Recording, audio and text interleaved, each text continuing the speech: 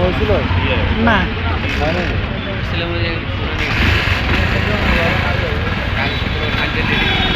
এই রাঙামাটি শহর আমাদের, আমরা সবাই মিলেমিশে রাঙামাটি শহরকে শান্তিতে নিরাপত্তা নিশ্চিত করব।